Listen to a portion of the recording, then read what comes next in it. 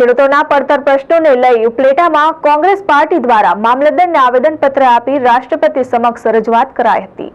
આપણા સમગ્ર ભારત દેશમાં હાલ ખેડૂતો પોતાના હક અને અધિકાર માટે કેન્દ્ર સરકાર સમક્ષ આંદોલનના માર્ગે જઈ રહ્યા છે।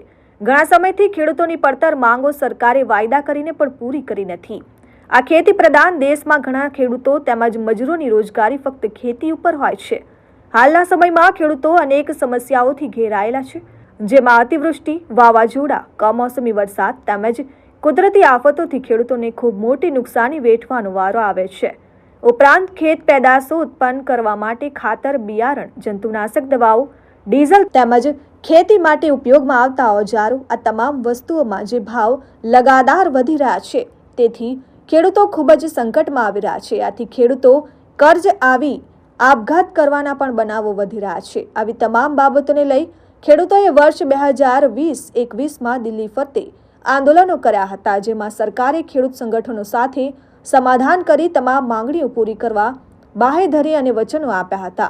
જે મુદ્દાઓ પર હાલ સુધી કોઈ કાર્યવાહી કરવામાં આવી નથી, ત્યારે ફરી એકવાર ખેડૂતોએ કોંગ્રેસ પાર્ટી સાથે મળી ઉપલેટા મામલતદારને આવેદનપત્ર પાઠવી દેશના રાષ્ટ્રપતિ સમક્ષ ખેડૂતોની લાગણી અને માંગણી અંગે જાણ કરીને ખેડૂતોના પડતર પ્રશ્નો હલ કરવાની અપેક્ષા સાથે રજૂઆતો કરાઈ હતી। દિલ્હીની અંદર જે ખેડૂત આંદોલન ચાલુ છે, આજે 13 તારીખે દિલ્હીની અંદર પ્રવેશ કરવા માટે ખેડૂતો ઝઝૂમી રહ્યા છે। ખેડૂતોનો મુખ્ય સવાલ છે, ખેડૂતોને એમએસપી ટેકાના ભાવ સ્વામિનાથન સમિતિની ભલામણ મુજબ કરવાની માંગ છે। સરકાર સ્વામિનાથન સમિતિની સ્વામિનાથનજીને ભારત રત્નનો એવોર્ડ આપે છે, પરંતુ તેમણે જે ભલામણો કરી છે એ ભલામણો સ્વીકારતી નથી।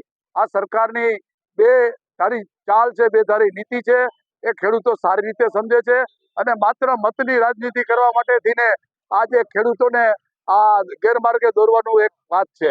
આજે આ ખેડૂતનો જે ટેકો દેવા માટે ઇન્ડિયા ગઠબંધનના સામ્યવાદી પક્ષ અને કોંગ્રેસ પાર્ટી બંનેએ આજે ખેડૂતોને ટેકા આપવા માટે, સમર્થન આપવા માટે આવેદનપત્ર દેવા માટે આવ્યા હતા।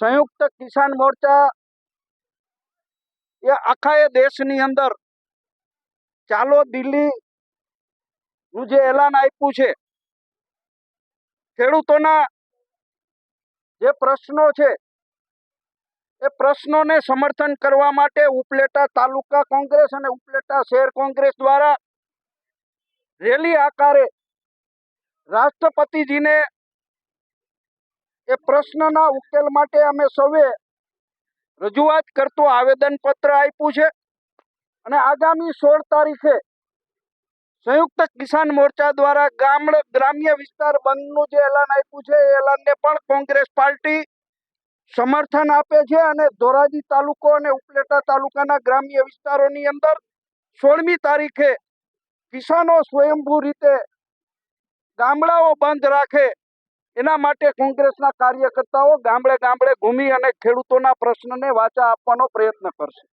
વિપુલ ધામેચા, RN ન્યૂઝ, ઉપલેટા।